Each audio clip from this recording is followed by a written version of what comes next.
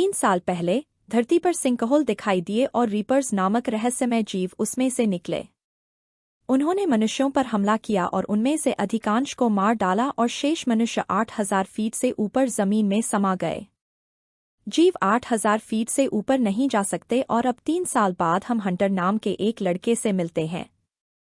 वह 8,000 फीट से नीचे है और रीपर द्वारा हमला किया जाता है, लेकिन वह भाग जाता है और सुरक्षा रेखा को पार करने में सफल हो जाता है।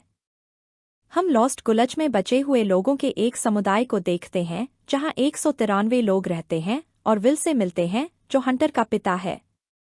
विल हंटर पर अकेले नीचे जाने के लिए क्रोधित है और उसके स्वास्थ्य के बारे में चिंतित है क्योंकि हंटर के फेफड़े कमजोर हैं। हंटर अन्य लोगों को देखना चाहता था और दुखी था और बाद में विल अपनी दोस्त केटी से मिलता है और वे शिकार करने जाते हैं। केटी को लगता है कि हंटर यहाँ अकेला है क्योंकि वह अकेला बच्चा है, लेकिन विल कहता है कि वह उसकी माँ को खोजने के लिए नीचे गया था। यह आखिरी जगह थी जहाँ उसे देखा गया था और वे एक हिरण को पकड़ते हैं और उसे रात के खाने के लिए शिविर में वापस लाते हैं। हम नीना से मिलते हैं जो उन्हें मारने के लिए रीपर स्किन पर विभिन्न गोलियों के साथ प्रयोग करती है। अभी तक रीपर्स के खिलाफ सामान्य गोलियां अप्रभावी रही हैं और रात में विल नीना को अभ्यास करते हुए देखता है। उसे याद आता है कि उसकी पत्नी तारा नीना के साथ एक मिशन पर गई थी और रीपर्स द्वारा मार दी गई थी। अचानक उसे हंटर को सांस लेने में परेशानी होने की आवाज सुनाई देती है और वह जाकर उसका ऑक्सीजन फिल्टर बदलता है और नक्शा देखता है।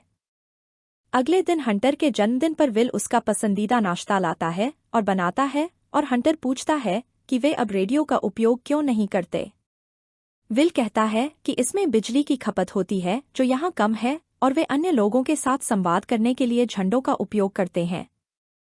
विल कहता है कि उसे हंटर के लिए और ऑक्सीजन फिल्टर लाने के लिए नीचे जाना होगा और हंटर उसके लिए चिंतित है। रात में हंटर को सांस लेने में परेशानी होती है और विल उसे शांत करने और सांस लेने में मदद करने के लिए एक इंजेक्शन का उपयोग करता है। वह नीना से मिलने जाता है और कहता है कि उसे नीचे जाकर हंटर के लिए अस्पताल से और फिल्टर लाने की जरूरत है। नीना कहती है कि यह एक सुसाइड मिशन है, लेकिन विल कहता है कि उसे खदानों के बीच से एक सुरक्षित रास्ता मिल गया है। विल कहता है कि तारा ने उसे उसकी प्रयोगशाला में जाने में मदद की ताकि वे रीपर्स को मारने का तरीका खोज सकें और इसने तारा को मार डाला। विल कहता है कि नीना उसकी एहसानमंद है और कहता है वह अगले दिन 8 बजे निकल जाएगा और उसके आने का इंतजार करेगा। रात में नीना एक कंपास बनाती है और यह सोचकर रोती है कि तारा को कैसे मारा गया और उसके लिए दुखी होती है। विल अपने पड़ोसी से हंटर की देखभाल करने के लिए कहता है जब वह नीचे होगा और अगले दिन वह बंदूकें लेने जाता है।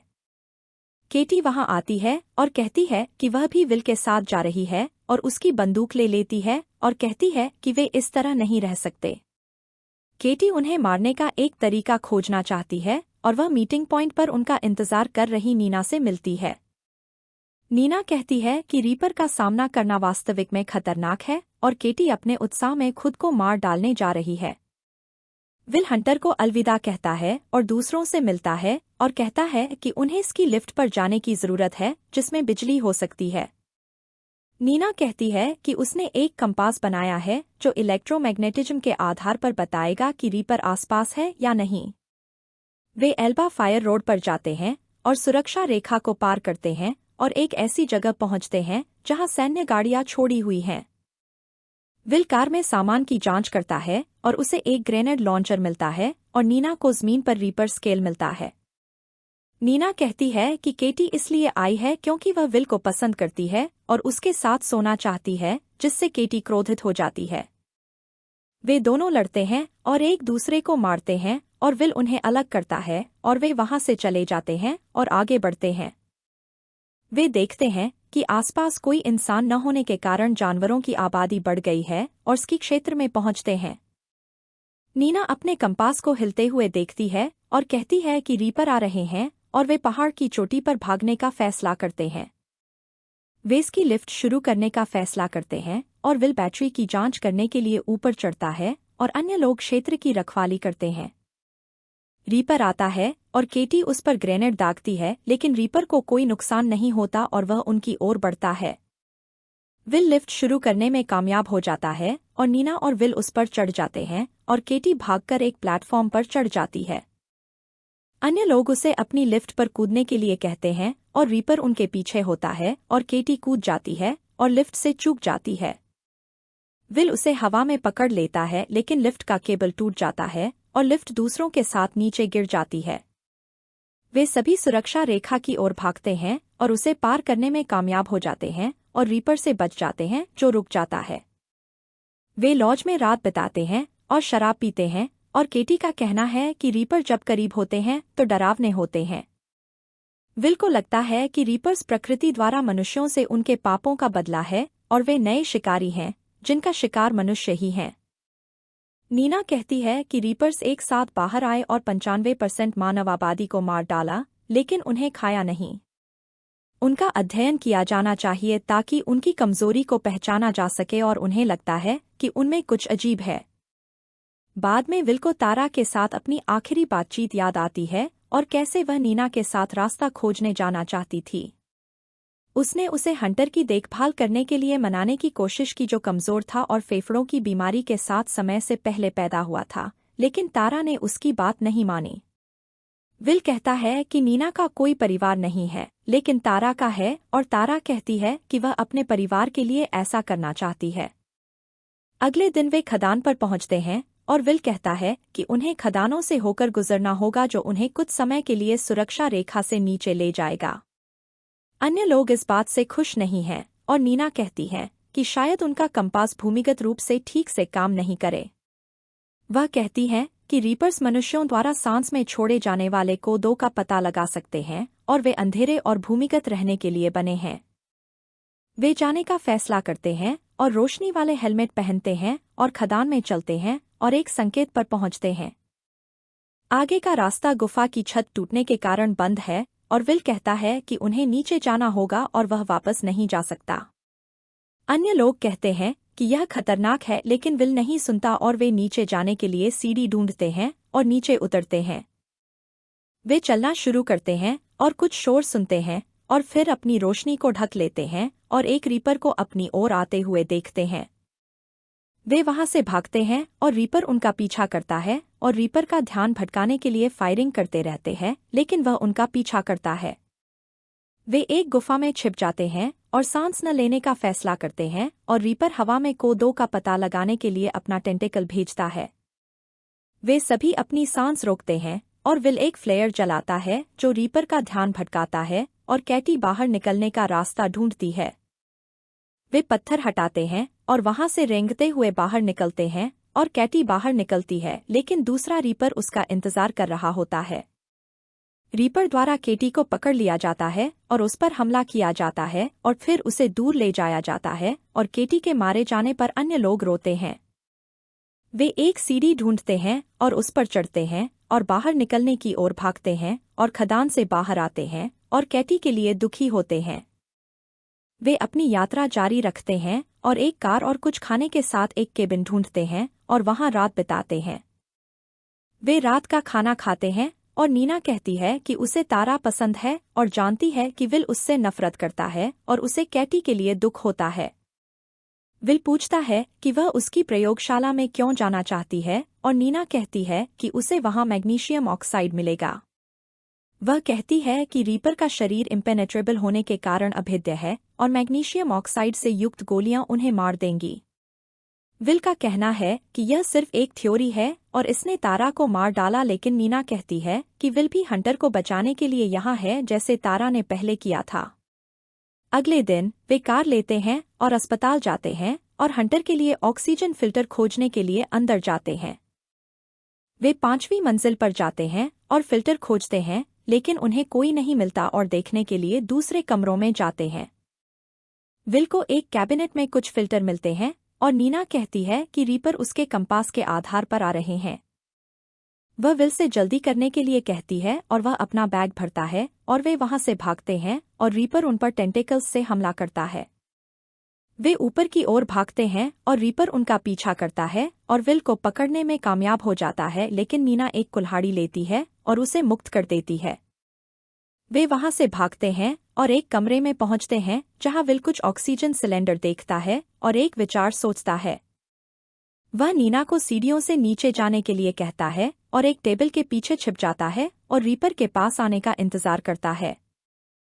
जब रीपर आता है तो वह गोली चलाता है जिससे सिलेंडर फट जाता है और विस्फोट हो जाता है। रीपर को खिड़की से बाहर फेंक दिया जाता है और वे जांच करते हैं और देखते हैं कि वह हिल नहीं रहा है और वहां से जाने का फैसला करते हैं। नीना कहती है कि उन्हें उसकी प्रयोगशाला में जाने की जरूरत है जो पास में है, लेकिन विल कहता है कि यह बहुत खतरनाक है और मना कर देता है। नीना कहती है कि उसके पास केवल 6 महीने के फिल्टर की आपूर्ति है और उसे हंटर के लिए फिर से यहाँ वापस आना होगा। उन्हें रीपर को मारने का एक तरीका खोजने की जरूरत है और विल से मदद मांगती है और वह सहमत हो जाता है और वे अस्पताल से चले जाते हैं। वे गाड़ी चलाकर चले जाते हैं और हम देखते हैं कि रीपर अभी भी जीवित है और वे नीना की प्रयोगशाला के पास आते रीपर में कमजोरी खोजने के लिए। नीना ने रीपर स्केल लिया और मैग्नीशियम ऑक्साइड के साथ अपना प्रयोग शुरू किया। विल ने निगरानी रखने का फैसला किया और नीना की अपने परिवार के साथ एक तस्वीर पाई और उनसे उनके बारे में पूछा। विल ने पूछा कि उसने उनके बारे में कभी बात क्यों नहीं की और नीना ने तरल को बुलेट पर डाला और कहा कि इसे ठंडा होने में समय लगेगा। वह अपने परिवार की तस्वीर देखती है और कहती है कि जिस दिन रीपर्स धरती से बाहर आए थे उस दिन वह काम कर रही थी। उसके बेटे का फुटबॉल खेल था, लेकिन वह काम के कारण उसे मिस कर गई और उसे अलविदा नहीं कह पाई और रो पड़ी। वह कहती है कि उसे तारा को अपने साथ नहीं बुलाना चाहिए था और विल कहता है कि तारा की मृत्यु उसकी गलती नहीं है। विल कहता है कि उन्हें खुद को दोष नहीं देना चाहिए और नीना अपनी नई बुलेट को आजमाने के लिए अपनी बंदूक तैयार करती है। वह बंदूक चलाती है, लेकिन इसका अभी भी स्केल पर कोई प्रभाव नहीं पड़ता है और नीना कहती है कि उसने वापस रहने का फैसला किया है। वह विल से हंटर के पास वापस जाने के लिए कहती है और उसे तब तक प्रयास जारी रखने की जरूरत है जब तक वह सफल नहीं हो जाती। वह कहती है कि उसकी कार पार्किंग में है और वह जल्द ही उसके साथ शामिल हो जाएगी या सफल होने तक कोशिश करते हुए मर जाएगी। विल सहमत हो जाता है और वहां से चला जाता है और नीना रास्ता खोजने के लिए अलग अलग गोलियों के साथ प्रयोग करना जारी रखती है। विल जल्दी से अपने शिविर की ओर चला जाता है और नीना का कंपास दिखाता है कि रीपर उसके पास आ रहे हैं। नीना कुछ बैटरियां देखती है और एक विचार आता है और अगली गोली पर कोबाल्ट का उपयोग करती है और रीपर को आते हुए सुनती है और अपनी बंदूक चलाती है। विल की कार का टायर फट जाता है और कार पलट जाती है और विल विंडशील्ड को लात मारता है और कार से बाहर आ जाता है। वह रीपर को आते हुए सुनता है और अपना बैग पकड़ता है और उनसे बचने के लिए पहाड़ी की ओर भागता है। रीपर उसका पीछा करते हैं और विल देखता है कि वह उनसे घिरा हुआ है और उन्हें मारने के लिए अपनी बंदूक चलाता है। वह उन्हें मारने में असमर्थ है, लेकिन अचानक हम देखते हैं कि नीना वहां आती है और अपनी नई गोली से उन्हें गोली मार देती है। रीपर फट जाते हैं और मारे जाते हैं और वह उन सभी को मार देती है और विल खुश होता है और वे देखते हैं कि रीपर वास्तव में मशीन है, इसलिए वे मनुष्यों को नहीं खाते थे और इस तरह से प्रोग्राम किए गए थे और वे वापस कैंप में जाने का फैसला करते हैं। वे कैंप में पहुंचते हैं और हंटर विल से मिलकर खुश होता है और नीना एक समुद्री डाकू झंडा उठाती है ताकि दूसरे समुदाय जान सकें कि उन्हें रीपर्स को मारने का तरीका मिल गया है। दूसरे लोग झंडा देखते हैं और खुश होते हैं और हम देखते हैं कि सभी गोलियां बना रहे हैं और लड़ाई की तैयारी कर रहे हैं। नीना और विल दोस्त बन गए हैं और बाद में वे रीपर्स का शिकार करने और उन्हें मारने के लिए एक समूह के साथ निकल पड़ते हैं। हम देखते हैं कि मनुष्य वापस लड़ रहे हैं और रीपर्स को सफलतापूर्वक मार रहे हैं और ग्रह को वापस ले रहे हैं। बाद में नीना और विल एक दूरबीन से देखते हैं और 3 हरे क्षुद्र ग्रहों को पृथ्वी की ओर आते हुए देखते हैं।